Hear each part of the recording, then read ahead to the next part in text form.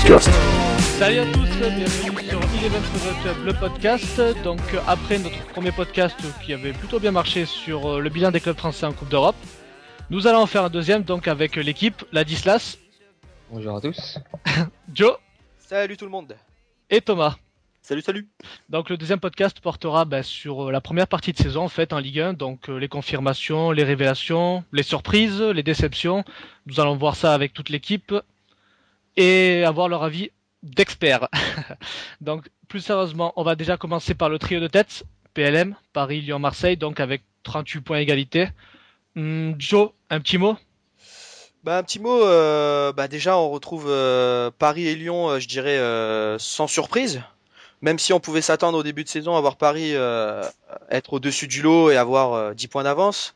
Bon, on sait très bien que c'est pas le cas. Les exemples par le passé l'ont prouvé, comme Manchester City il y a quelques saisons.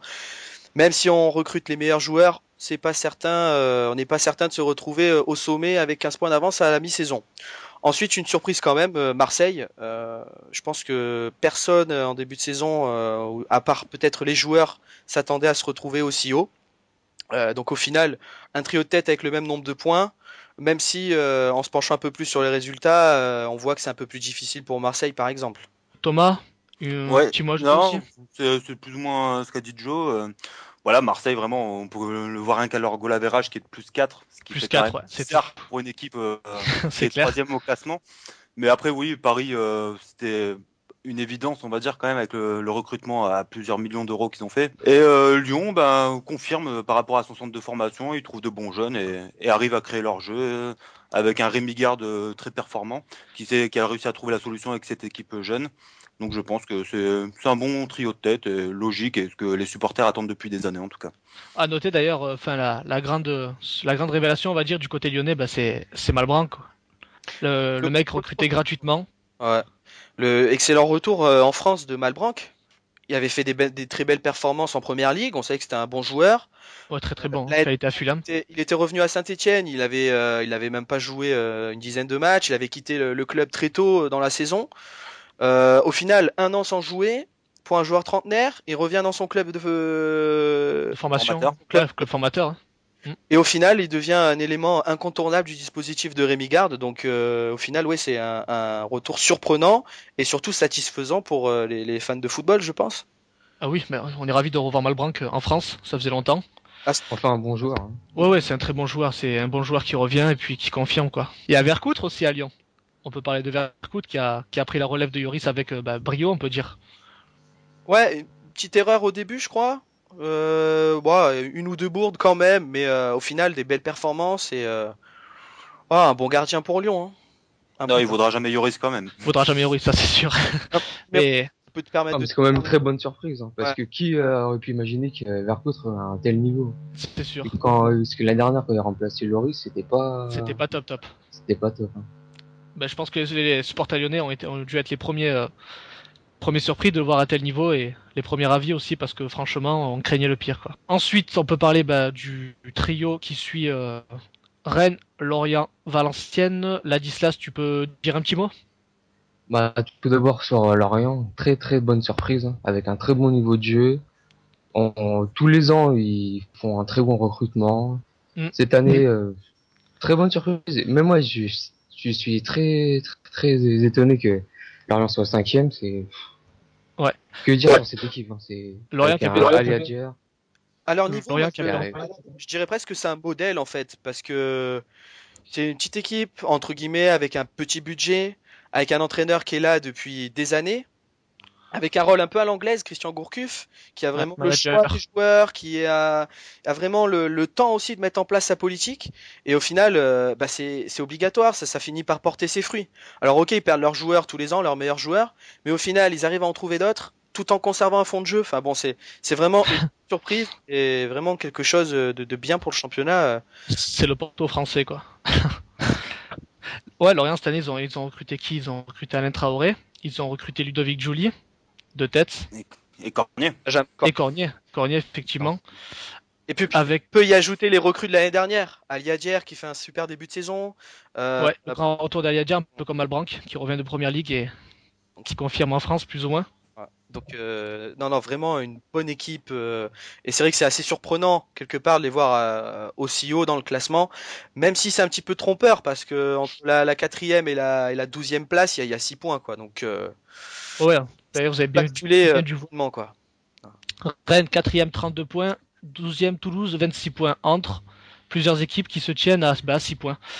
Thomas, tu peux dire quelque chose sur Valenciennes, la grosse surprise, je pense, pour moi, de la première partie de saison au tableau? Bah, Valenciennes a réussi à sortir une bonne équipe avec un entraîneur qui a l'air plutôt efficace, qui a su trouver la solution. Quelques joueurs clés, Danish est malheureusement blessé, Le Talek, Kadir qui devrait sûrement partir à Marseille a priori. Mais ils procurent un jeu très offensif dans leur nouveau stade qui a priori le réussit très bien, le stade du Hainaut. Non, vraiment une belle équipe, super sympa à avoir joué et des bons joueurs, pas des grosses têtes, des bons joueurs de Ligue 1 qui ont un niveau très correct et qui savent jouer au football, quoi. C'est ça. D'ailleurs, on peut voir que c'est la 4e attaque de Ligue 1, bon, juste derrière Paris, mais très très près de Lyon, 33 buts, Lorient 32 buts et Valenciennes donc 31 buts. C'est la 4e attaque de Ligue 1, quoi.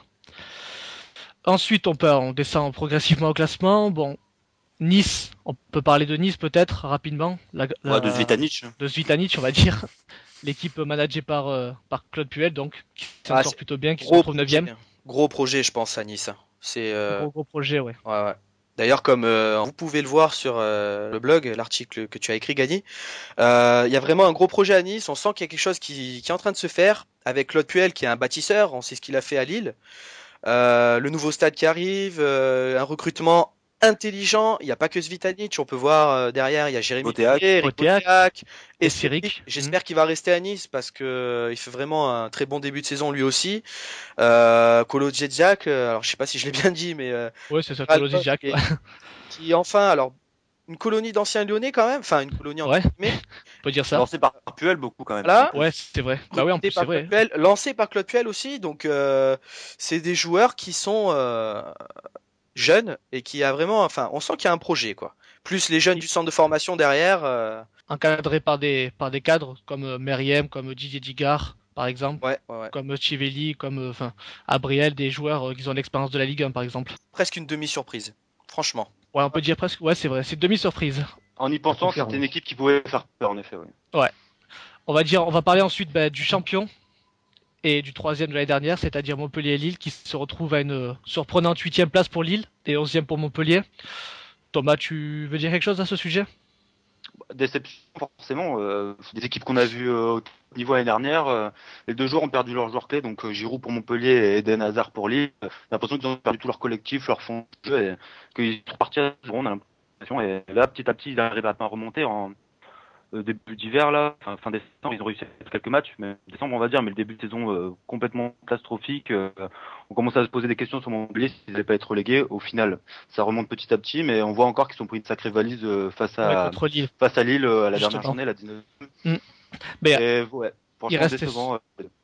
Il restait sur 3 victoires Montpellier, je crois, avant de prendre une valise à Lille, donc il commence à remonter petit à petit, effectivement. Lille, Lille, voilà, c'est le grand stade. C'était l'année qui devait confirmer tout le bien qu'on pensait d'eux, le grand stade, la Ligue des Champions. Il devait prendre une autre dimension et finalement, sans Eden Hazard, il se retrouve, c'est un peu comme Bordeaux sans Gourcuff ou comme Lyon sans Juninho à une époque, c'est-à-dire en difficulté, quoi. Ensuite, on va descendre progressivement au classement. Saint-Etienne, tu veux dire quelque chose, Ladislas, peut-être sur Saint-Etienne qui avait bien commencé, qui se retrouve 10e? Saint-Etienne, c'est comme toutes les années, ils font un bon début de saison, après ils peinent à confirmer. Puis, comment vous appelez déjà l'entraîneur Galtier, voilà. Voilà, Galtier, lui aussi, c'est un entraîneur assez friable, c'est vrai, comment dire, tu as un entraîneur très défensif qui a peur de prendre l'initiative, comme on a pu voir le dernier match contre D'ailleurs, depuis leur victoire contre Paris au penalty en coupe de la Ligue, ils ont plus gagné. Ils sont cramés. Hein. Ouais, ils sont cramés. Qui marchait sur l'eau maintenant, il fait plus rien. Puis d'ailleurs, depuis même la blessure de Brandao, qu'il aurait cru. C'est clair. Saint-Etienne va à moins de solution devant. Hein. Ça tourne moins et Même Gradel n'arrive pas à être décisif, par exemple, avec Saint-Etienne. Il fait des bons matchs la plupart du temps, mais si on regarde ses statistiques, c'est pas si évoquant que ça. Là, bien sûr, j'ai pas les chiffres devant les yeux. Non, mais Gradel, c'est ça, c'est plus un genre de complément, quoi. C'est plus un genre de complément. même on si s'attend cette plus à année, Aubameyang. même si cette année quand même, il a fait un bon début, hein. Un bon duo d'ailleurs avec Aubameyang. Oui, clairement. Par contre, oui, ils ont une complémentarité. Pour avoir vu le dernier match contre l'OM, Gradel c'est quand même un joueur chiant. Très explosif en plus. Provocateur, quelque chose, il provoque sans cesse. Alors c'est vrai que des fois ça va passer, mais il y a des fois ça passe pas, et c'est vrai que c'est là qu'il devient un peu inutile entre guillemets, et que ça marche pas pour Saint-Etienne. Malgré tout, je pense qu'il y a un bon groupe. De très bons joueurs, c'est vrai. Ouais, des très bons joueurs, une bonne politique. Hein. Galtier, contrairement à toi un peu là, moi je trouve qu'il est pas mauvais comme entraîneur. Il va très bien. Je pense pas qu'il est mauvais. Il est un peu trop défensif à mon goût. Ouais, bah après avec les joueurs qu'il a, après c'est toujours un peu difficile. Bon, il a quand même fait des coups, hein. La victoire à Paris, quand il a l'audace de mettre Aubameyang, son meilleur joueur, sur le banc, et qu'il lui dit, écoute, je te fais pas jouer, mais tu rentreras, t'auras ta chance. Et au final, ben, on voit que c'est un peu Aubameyang qui rentre et qui provoque le but. Enfin bon, il y a quand même des choix, il y a des fois de la prise de risque. Alors c'est vrai que parfois c'est défensif, mais Saint-Etienne a le groupe, je pense, pour être plus haut que 10e en tout cas. Ouais, largement. Voilà. Mais de toute façon, c'était les ambitions affichées du club. Au moins l'Europa League. C'était les pistes, et d'ailleurs ce qui est possible, et puis encore le parcours en coupe qui est possible pour cette équipe. Bah, oui, ils sont en demi-finale de la Coupe de la Ligue, hein. Donc voilà. c'est pas rien non plus. Donc ça, on va dire que c'était pour la première partie du tableau, donc les 10 premiers, on va dire même les 11 premiers. Ensuite, on descend progressivement, et là on retrouve Toulouse, Bastia, enfin Toulouse plutôt dans le groupe qui se situe entre Rennes et donc eux-mêmes, à 6 points. Toulouse qui a super bien commencé, comme chaque année. Clairement. Ouais, Thomas, je sais pas ce que t'en penses, mais Toulouse, chaque année, on les annonce. Enfin, ils font toujours un très bon début de saison, puis cool. Non, c'est pour ça, oui, c'est très bien parti. Des révélations, voire des confirmations pour certains joueurs. Ben Yedder qui a fait un début de saison fracassant, qui maintenant est un peu plus discret.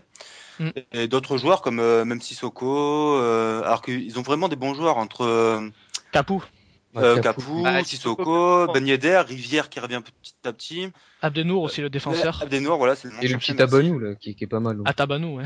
Regatin aussi, je crois, Camille. Ils ont une bonne équipe, mais là, par contre, comparé à Galtier, moi je trouve vraiment que Alain Casanova, lui, il joue vraiment à défense. Toulouse a jamais, pour moi, créé un très beau jeu. Ça a toujours été des matchs très serrés, c'est jamais des matchs où il y a 3-4 buts. C'est pas excellent la façon de jouer de Toulouse avec les joueurs qu'ils ont en tout cas. C'est la grosse réputation de Toulouse, ouais, c'est clair. C'est une équipe trop défensive. Franchement, c'est dommage, quoi, parce que quand même, Sissoko, Capou, ils sont en équipe de France. Ben Yedder, jusqu'à sa sortie en boîte, il squattait les espoirs. Franchement, il y a quand même un bon groupe, quoi. Le début de saison, c'est dommage. À titre de comparaison, ils ont à un but près les mêmes stats que l'OM, c'est-à-dire 25 buts marqués et 20 encaissés. Marseille, ils ont 24 buts marqués et 20 encaissés. Donc voilà, c'était à titre de comparaison. Ah bah Marseille, Marseille s'en sort beaucoup mieux. C'est 1-0 quand même. Marseille, c'est les champions du 1-0, je crois, cette année. Ouais, je crois bien. Ils ont 7, ouais. Ils ont gagné 7 fois 1-0. 7 fois 1-0. Et ouais. D'ailleurs, c'est l'équipe qui a le plus gagné cette année en première partie de saison, hein, 12 victoires contre 11 pour Paris et Lyon. Surtout des victoires à l'extérieur. Ouais, oui, ils sont plus à l'aise à l'extérieur. Étrangement, ça correspond peut-être mieux à leur style de jeu, en contre-attaque avec des joueurs plus ou moins vifs devant. Donc je descends, peut-être, je pense qu'il faut parler de Bastia, l'équipe la plus spectaculaire de Ligue 1, qui est la pire défense d'Europe. Ah ouais, Bastia, on regarde un match, on sait que ça se termine à 3-4 buts minimum. Ouais. Mais comme disait Thomas aussi, il me disait avant qu'on commence, la signature de Landreau peut-être qu'elle va apporter, qu'elle va faire beaucoup de bien à la défense bastiaise. Rassurer une défense qui est très friable, quoi. Ah bah, elle peut que faire du bien, j'espère, en tout cas, parce que 41 buts, c'est quand même des chiffres. C'est plus de 2 buts par match, hein, ouais, c'est ça. Vraiment, si on prend une équipe sur une saison complète, ils arrivent à te le prendre en 19 journées. J'ai comparé la pire défense, des 5 championnats majeurs. Hein. En dessous, c'est Deportivo La Corogne qui a pris 39 buts. Voilà. Donc voilà. C'est le recordman en Europe des 5 gros championnats, quoi. C'est ça, c'est la pire défense. Mais bon, c'est toujours un plaisir de pouvoir les voir jouer.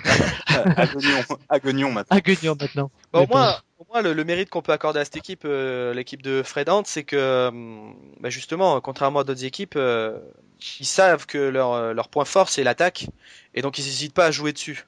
Même si Ils jouent leur football. Voilà, ils jouent leur football offensif. Quoi qu'il arrive. Voilà. Donc ça, c'est quand même positif. Ouais. Avec le meilleur buteur du club, Anthony Modeste, qui est prêté par Bordeaux. 9 réalisations. D'ailleurs, Bordeaux 7ème, pour les suivre, qui mériterait d'en avoir plus s'ils arrêtaient de prendre des buts dans les arrêts de jeu. Ils ont perdu, je crois. Qui a le moins perdu, je crois, non? L'équipe qui, ouais, ils ont perdu, exactement. Le moins perdu, mais celle qui a fait le plus de matchs nuls. Ouais. Ils ont perdu 2 fois, ils ont fait 11 matchs nuls sur 19 matchs. Je sais pas si vous imaginez, 11 matchs nuls sur 19 matchs, c'est de très loin la première. Les deuxièmes, c'est Lille, Nice et Nancy avec 8 matchs nuls. 8 matchs nuls, ouais. Voilà, donc ils sont de très loin les leaders du match nul.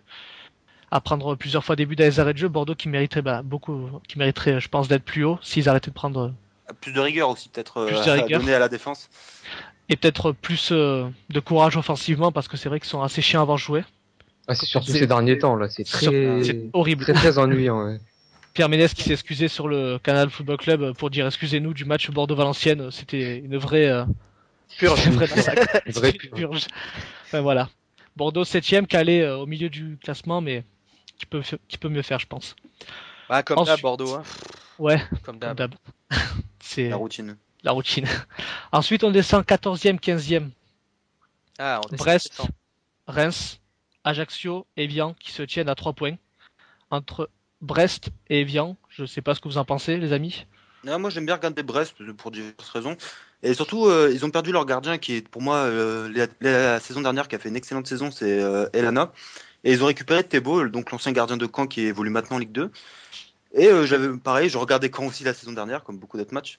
Et franchement, impressionnant le niveau, que ce soit Elana ou Thébault, c'est deux très bons gardiens. D'ailleurs, maintenant, Lille veut récupérer Thébault pour être un doubleur d'Elana à Lille. Donc, Lille veut dépouiller les gardiens de Brest, a priori. C'est ça, a priori. Ouais, franchement, la blague quand même, parce que Thébault, c'est vraiment un bon gardien. Je vois pas l'intérêt qu'il aurait d'aller jouer les doublures à Lille, quoi. C'est vraiment un bon gardien. C'est pareil de Elana, c'est ça le. Bah après, mais après bon, il y a toutes les choses qu'on sait pas entre guillemets. Peut-être que Landreau c'était plus ou moins, enfin quelque part Garcia et Landreau ils étaient un peu, c'était plus trop copains on va dire.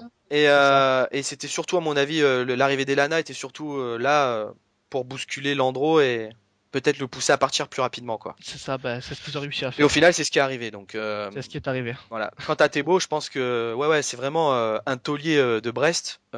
Pourtant c'était pas facile de venir remplacer Elana comme tu dis. C'était vraiment pas facile de venir remplacer ce gardien. Et au final Brest qui fait un parcours honorable. Pas mal. Bon ils perdent beaucoup quand même. Je crois qu'à l'extérieur c'est très difficile pour eux. Comme l'année dernière. Voilà après ils ont l'attaquant israélien Ben Bassat qui est pas mal. Qui a été blessé à un moment, je crois, et qui plante. À domicile. Donc, buteur, d'accord. Voilà, donc, une équipe qui, à mon avis, se maintiendra sans trop de problèmes en fin de saison. D'accord. Ensuite, il y a Reims, le promu. Reims, par contre, s'en sort plus ou moins. Excellent début de saison, Reims, qui a finalement dégringolé au fur et à mesure des journées. On s'y attendait plus ou moins. On s'y attendait. Oui, on sait pas qu'ils allaient rester en haut de tableau, c'est sûr. Et ben, qui se retrouve 15e aujourd'hui avec 19 points, donc à égalité avec Ajaccio d'Adrian Moutou et bien. Et bien Adrian Moutou qui avait défié Zlatan en début de championnat. Mais il aurait pas dû. Mal barré. Il aurait pas dû parce qu'il se retrouve avec 4 buts. Ouais, même s'il a touché 5 ou 6 fois les montants quand même. Ouais, il a la poisse. C'est vrai qu'il a la poisse. Il s'est trompé de classement en fait. Donc voilà, c'est les équipes qu'on retrouve juste au-dessus du classement. Et vient Antonin Gaillard, qui s'est séparé de son entraîneur au bout de quelques matchs. Correa pour remplacer par un mec du club. Pascal Dupraz qui est un entraîneur historique d'Evian. C'est un des historiques. Voilà. Bah, j'aime bien ce coach parce que quand on l'entend en conférence de presse, ouais, je critique pas les arbitres, ils font leur travail, mes joueurs ont pas été bons. Enfin, j'aime bien sa mentalité à ce coach. Mais bon, il reste quand même 17ème. Et enfin, aïe quand même. Hein. Enfin, on va en reparler sûrement parce qu'on va parler de la lutte pour la relégation. Oui, bien sûr. Que Reims et Vian, aïe quand même. Hein. Bon, Ajaccio peut-être un peu moins parce que jouer à domicile. Bon, si leur stade n'est pas suspendu comme Bastia, c'est dur de gagner Ajaccio, mais Reims et Evian, aïe quand même. Hein. Ajaccio qui avait commencé avec 2 points de moins dans le championnat. Ouais. Ils avaient commencé avec 2 points de moins, une suspension de l'année dernière, donc on peut dire qu'il serait à 21 points cette année. Donc ensuite, on arrive au trio des relégables. Sochaux, 16 points, 3, 13 points, et Nancy, avec une seule victoire au compteur qui date de août, à 11 points. Ladislas, Joe? Pour ma part, on a les 3 qui vont descendre. Les 3 équipes faibles de Ligue 1. On voit Sochaux, 3 ou Nancy. C'est très très faible. Surtout Sochaux. C'est ennuyeux. Pas très ennuyeux. Nancy, 3. Un grand bravo à Nancy qui a su faire pire que l'année dernière. Qui ça? Nancy? Ouais. Bravo, quoi. 11 points, waouh. Mais surtout une seule victoire. Quoi. Ouais. Et 10 buts seulement, 10 buts marqués, c'est... J'ai jamais vu ça. Mais je crois que en même temps, quand on voit Jean Fernandez entraîneur, c'est pas très étonnant. Oh, c'est méchant. Ah là, t'es vilain. Ah non, ça clash. Là, t'es vilain. Pauvre Fernandez. La seule et unique victoire de Nancy date de la première journée, c'était contre Brest. Voilà. Ah ouais. Depuis, sur un but un peu foireux de Polo et une grosse erreur de Thébault, si je me souviens bien. Voilà, écoutez, c'est la seule victoire de Nancy. Après, je suis pas d'accord avec toi, je sais pas ce que vous en pensez, Thomas et Joe, mais moi je trouve que Jean Fernandez, c'est un bon coach quand même. L'année dernière, il a remonté Nancy à bout de bras quand même, faut pas oublier. Ouais, et même ce qu'il a fait à Marseille, ce qu'il a fait à Auxerre, qu'il a amené en Ligue des Champions, enfin, je trouve que c'est un bon coach après. Mais c'est des équipes qui n'ont pas de moyens, ils veulent pas. Je pense à Sochaux, là, il y a Eric Elie aussi qui s'exprimait la dernière fois. Il disait non, mais vous attendiez à quoi? Je perds Martin, je perds les bons joueurs, je perds Maïga, et on recrute personne derrière. Ces équipes qui se renforcent pas. L'année dernière, Sochaux et Nancy étaient relégables aussi, je crois, à mi-saison. C'est des équipes qui font pas d'efforts.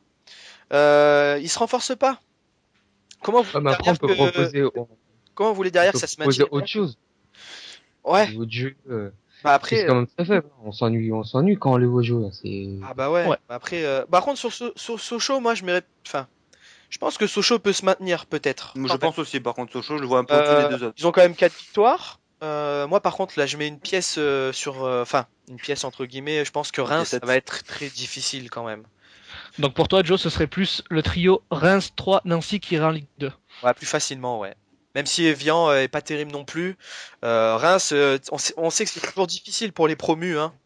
Il y a parfois des promus surprises qui tiennent bien la route pendant la première partie de saison. Et puis qui s'écroulent complètement lors de la deuxième partie parce qu'un championnat c'est long. Les joueurs, bien souvent, on le voit, les effectifs sont pas en quantité sont pas suffisants. Moi, je pense que ça va être très dur pour Reims. Et toi, Thomas, t'en penses quoi? Je pense juste que l'année prochaine, au moins, on récupérera Nantes, Monaco, des vraies équipes de Ligue 1, quoi. C'est vrai. Il manquerait plus que Lens, ce serait parfait, quoi. Ouais, Lens, mais je suis en train de regarder le classement, justement, et ils sont quand même bien en retard sur le trio de tête. 5 points de retard. Ils avaient mal commencé aussi. Mais ils avaient très mal commencé, et là, oui. Très mal commencé. Donc, après, la Ligue 2, c'est un championnat particulier. Tout le monde peut battre tout le monde. Voilà, tout le monde peut battre tout le monde. Il n'y a pas de favori. Alors, je pense que ce sera les 3 premiers actuels, ce sera Nantes, Monaco, Caen. Je les vois bien remonter, parce que je pense pas qu'Angers reviendra sur Caen, je pense en tout cas. Donc pour moi, ce serait ces 3-là qui remonteraient, ouais. Même si j'avoue personnellement que j'aurais préféré Lens, mais bon, on peut pas tout avoir. Hein. C'est sûr. Donc, si on arrête le championnat aujourd'hui, pour vous, les relégables, ce serait, je sais pas si vous êtes d'accord, donc plus Reims, 3 Nancy, et donc les 3 premiers, ce serait dans l'ordre Paris, Lyon, Marseille. Après, ça ressort bien, je trouve. Après, est-ce que Marseille va durer sur toute la saison? Bref, c'est une question. Marseille, il n'y a plus que le championnat à jouer. Voilà, c'est ce que j'allais dire, il n'y a plus que le championnat à jouer, il n'y a plus rien d'autre de toute façon. Puis, encore avec le banc qu'ils ont. Faut pas leur enlever quand même, c'est toutes les vertus de solidité. Par rapport à la saison dernière, c'est une vraie équipe quand même. Ils mouillent le maillot cette année. Il y a un état d'esprit. Et puis le retour de Gignac qui a bien marqué en début de saison, je pense fait aussi énormément de bien à l'équipe. Énorme. Et puis il est un peu le symbole de la rédemption entre guillemets, c'est-à-dire qu'il a fait 2 saisons complètement ignobles. Bon, il a été par les blessures, tout ça. Bon, bien sûr, il a fait des conneries aussi, je pense. Il n'a pas eu l'hygiène de vie irréprochable. Là, il est là, il marque. C'est vraiment un symbole un peu de l'état d'esprit de l'OM, quoi. Malgré tout, je pense que Marseille va avoir du mal à rester dans les 3 premiers, mais ils ont une avance confortable, donc c'est jouable. Je pense que le trio peut rester. C'est une possibilité que le trio actuel reste, d'ailleurs même dans cet ordre-là, quoi. Parce que Paris, je pense, va finir par prendre son envol. Là, on le voit sur les derniers matchs, ils sont en train de faire une série. Je pense que voilà, ils atomisent tout le monde. Ils sont en train d'atteindre le niveau voulu. Lyon. S'ils viennent à perdre des joueurs entre Bastos et Gomis, ça va être peut-être difficile de tenir la cadence. Quant à Marseille, c'est clair, ils seront en dessous, je pense quand même, en fin de saison, de Paris et de Lyon, quoi. Bastos, ce serait limite pas une énorme perte parce qu'il est pas titulaire non plus comme Gomis. Ouais, mais quand il rentre, il marque le Bastos. Oui, quand il rentre, voilà, il est décisif. Mais je veux dire, pendant presque, là, on est à la 19e journée, pendant 15 journées, moi perso, je l'ai pas vu. Et pourtant, j'adore ça, ce joueur. Après, là, il est revenu de blessure, il me semble. Oui, il était blessé. Il était blessé? Ouais, il était blessé. D'accord. Ouais, mais bon, parce que d'un côté, ça n'a pas changé grand-chose, parce que de toute façon, il est pas dans les plans fixes de Rémi Garde, j'ai l'impression. Ouais, voilà, donc c'est pour ça, ça serait pas limite une grosse perte comme Gomis ou comme Gourcuff, Gourcuff quand il arrête d'être blessé, comme on a pu l'entendre. Bon, et d'ailleurs, pour revenir sur Marseille, juste, je pense que la meilleure chose qui puisse leur arriver pour cette période de fête, dirons-nous, c'est de perdre Rémi, qui a quand même encore une petite valeur marchande assez considérable, que je ne comprends pas d'ailleurs, vu son début de saison. Mais en plus, un salaire, donc je pense que s'ils vendent Rémi, ils pourront recruter un peu et ça leur fera vraiment le plus grand bien, enfin, vu l'utilité qu'a Rémi dans le club, je pense que ce serait le plus grand bien qui puisse arriver à Marseille pendant ses vacances. Bah, c'est ce qu'ils veulent faire, je crois, ils veulent le vendre, il est d'ailleurs sur la liste des transferts, c'est ce que j'ai cru comprendre, il est sur la liste des transferts pour pouvoir acheter 2-3 joueurs supplémentaires, quoi. Ça va dépendre de Dembaba à Newcastle, en fait. S'il va à Arsenal. S'il va à Arsenal, ouais. ou pas. Mais qui a déclaré son amour au PSG, Dembaba d'ailleurs. Ah bon? Parisien de cœur. Ah, il est Parisien de il supporte hier ou avant-hier. Ouais. D'accord, il a choisi le bon nom. Moi, je pense pas. Je suis pas tout à fait d'accord. Bon, de toute manière, si Rémi part, a priori, ça serait pour 12 millions d'euros, quelque chose comme ça. Donc c'est vrai que ça sera une grosse économie. Voilà. Alors je pense qu'au jour d'aujourd'hui, il les vaut pas. Mais c'est surtout qui vont recruter derrière. Faut pas rêver. Je pense que Marseille recrutera pas cet hiver. Ils vont se cantonner aux 2-3 joueurs, 2-3 recrues annoncées. Donc un gardien remplaçant, un attaquant et enfin un joueur de milieu. Voilà, ce sera quelque chose comme ça. À part ça, faut pas qu'ils recrutent, faut pas qu'ils se risquent à recruter maintenant. Ce sera un recrutement Ligue 2, je pense, principalement. Ouais. Ah, recrutement Raspantino, c'est ça? Bah ouais. Par exemple. Faut pas espérer plus du côté des supporters marseillais, ça c'est clair. Et en même temps, je pense que c'est Margarita. Ouais, c'est clair. Après, je sais pas ce que vous en pensez. Donc Rennes avec son duo Julien Ferré, Lestat et Alessandrini, le monsieur, je marque des buts de 30 mètres, des reprises et je te montre de tout. Le dynamiteur, c'est ça. Lorient, Valenciennes, est-ce qu'ils vont réussir à tenir leur place? Difficile. Lorient, il n'y a pas de raison qu'ils chutent. Hein. Tu trouves qu'il n'y a pas de raison? Ouais, non, ils vont récupérer des blessés.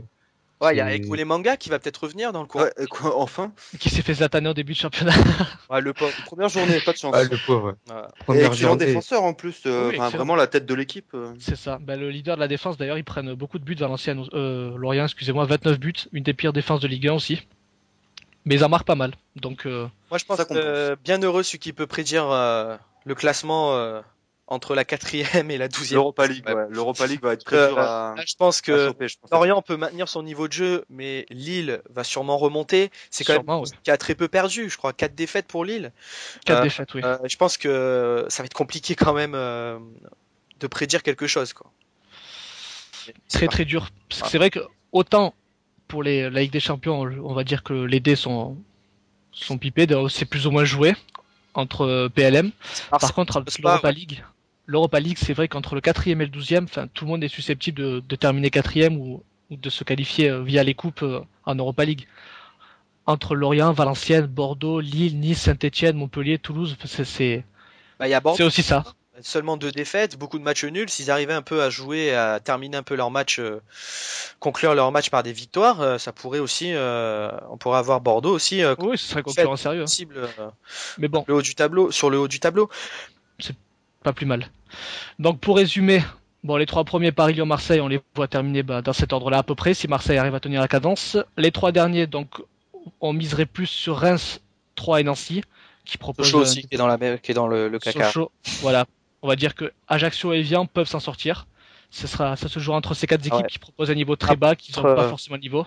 Et l'Europa League, ça reste assez ouvert, entre le 4e et le 12e, il y a 6 points, et globalement, ce sont des équipes qui peuvent se tenir avec des surprises comme Aubameyang, comme Zvitanic, comme Gouffran, comme Le Talek, Aliader, qui se sont révélés. Donc, à voir si ça va tenir en seconde partie de saison. Ouais. Dernier mot avant de conclure. Ah ouais, si ça t'embête pas, si tu me permets, je voudrais mettre un gros carton rouge au club corse. Bastia-Ajaccio. Je suis désolé, parce que Bastia et Ajaccio sont des équipes qui ont un super public, qui est capable qui supporte leur équipe avec un vrai état d'esprit, une vraie mentalité. Et les débordements de supporters, ça va pas, quoi. C'est n'importe quoi. C'est dommage. Franchement, c'est dommage d'avoir les clubs corses qui sont en Ligue 1 après tant d'années, retrouver les deux clubs, c'est très positif. Et au final, avoir des débordements. Alors là, non, Bastia qui joue à Guignon. Alors, sans dire que c'est déjà n'importe quoi. Ça peut pas continuer, quoi, les gars. Franchement, c'est dommage. Alors, après, carton rouge à ces deux équipes, quoi. C'est une minorité, mais voilà, c'est les explosions, les débordements. On n'a pas ça dans les autres clubs, quoi. Et c'est beau de supporter son équipe, mais d'en arriver à des affrontements. Faire la part des choses. Faut faire la part des choses. Qui se concentrent sur leur équipe. Mais voilà, tu vois, Ajaccio, Rennes, le match arrêté à un quart d'heure de la fin. Alors ok, il y a des décisions, des mauvaises décisions, mais elles sont pour toutes les équipes. Toutes les équipes, à un moment donné, ont une mauvaise décision pendant le match. Voilà, c'est pas normal d'en arriver à ces extrémités-là, quoi. Ils se sabordent eux-mêmes. Et ça, c'est dommage. C'est dommage, quoi. C'est n'importe quoi. Voilà. D'accord, ils se sabordent eux-mêmes, mais moi je veux dire, ça reste quand même qu'une minorité. C'est chiant, je veux dire, pour... on va dire, le Furiani, je crois que c'est pas très grand, ça fait un peu moins de 20 000 places. Tu t'imagines qu'à cause de 500, je sais pas, 500 abrutis, il y a tout le stade et toute la population bastiaise qui peut pas voir le match à cause d'abrutis pareils. Sans revenir sur la décision, alors si tu veux, le message il s'adresse aux 500 abrutis si tu veux. Mais bon, je veux dire, on va parler d'Ajaccio puisque ça fait un petit peu plus longtemps qu'ils sont en Ligue 1, enfin sur les dernières années. Voilà, quand tu vas à Ajaccio, les Marseillais peuvent le dire, les Lyonnais peuvent le dire, même les joueurs, des fois l'état d'esprit est too much, quoi. Et ça c'est un peu porté aussi par le public. C'est bon, tu peux plus continuer, quoi. Ça va pas. Il faut qu'ils se mettent à jouer au foot plutôt, quoi. Ils ont des qualités autres que leur agressivité. Oui, c'est sûr, quoi. C'est sûr. Largement. Si je peux ajouter quelque chose, c'est le problème, c'est que quand on leur dit ça, ils nous disent ouais, mais dans les autres clubs, il y a des problèmes, pareil. À Paris, avant les supporters, à Marseille, c'est pareil. Donc ça avance pas, quoi. Ouais, voilà, on se rejette la pierre l'un sur l'autre, en fait. Ouais, voilà. C'est un tout, ouais. Après, je veux dire, Ajaccio, donc il y a les supporters qui pètent un plomb à la moindre occasion. Il y a les joueurs aussi qui ont pas toujours, qui sont un peu sauvages, on va dire. Cavalli, c'est le mec, je sais pas comment. Non, il lui manque un cerveau. Il est doué, en plus, il a un super pied gauche, il est doué, mais bon, faut arrêter, quoi. Ils sont dans l'excès, je pense qu'ils profitent de cette image, pas pour effrayer leur adversaire, mais pas loin, quoi. C'est ça. Et mais c'est dommage, voilà, parce que à un moment donné, à un moment ou à un autre, et on l'a vu pour Bastia, ça va leur porter préjudice, quoi. Tant pis pour eux. Ouais. Voilà. Thomas, Ladislas, un dernier mot avant de conclure ce podcast? Bon, tout a été dit, je pense. Tout a été dit. Résumé. Un joueur peut-être, je sais pas, une équipe particulière. Zlatan qui a zlatané le championnat. Un podcast sans parler de Zlatan quand même, c'est pas mal. Hein. C'est vrai. On a fait l'effort, comme quoi on est différent des autres sites. Lad? Non, moi rien à ajouter. Rien à ajouter. Bon, écoutez, je vous remercie, Joe, Thomas, Ladislas, je vous remercie pour ce podcast d'Eleven Football Club. Et on se dit à très bientôt donc pour un nouveau podcast, certainement. Bah oui. Peut-être le Ballon d'Or, peut-être autre chose, nous verrons. Et je vous souhaite à toutes et à tous une bonne journée et passez de bonnes fêtes. Allez, ciao. Bon, allez. Baby, yes, I'm going.